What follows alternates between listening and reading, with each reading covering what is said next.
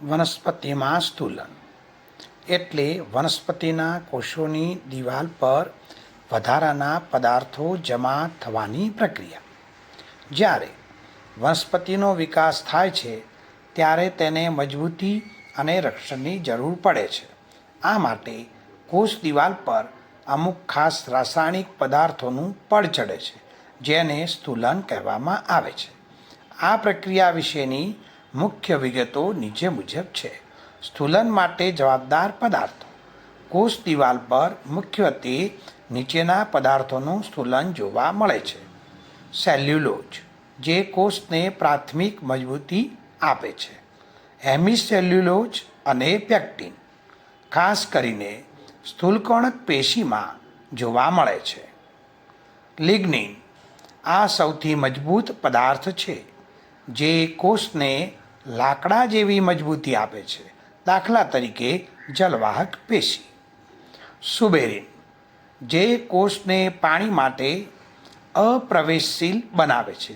દાખલા તરીકે છાલના કોષો. સ્થૂલનના પ્રકારો. વધારો કઈ રીતે થાય છે તેના આધારે સ્થૂલનના બે પ્રકાર પડે છે. નંબર 1, સ્તરીય સ્થૂલન, જેમાં કોષ દિવાલ પર નવા સ્તરો એક પછી એક જમા થાય છે.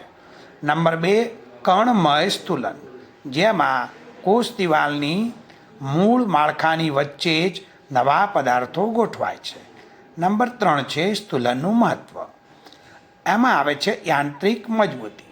તે વનસ્પતિને ટટ્ટાર ઊભા રહેવામાં અને પવન સામે રક્ષણ મેળવવામાં મદદ કરે છે.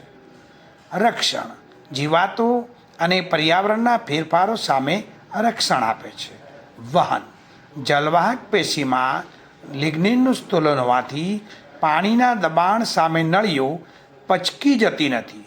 ઉદાહરણ તરીકે કાચા ફળ જેમ કે જામફળ જ્યારે કઠણ હોય છે ત્યારે તેમાં કોષ દિવાલનું સ્થૂલન વધારે હોય છે, પરંતુ પાકતી વખતે તે પદાર્થો ઓગળી જવાથી ફળ એકદમ નરમ બની જાય છે.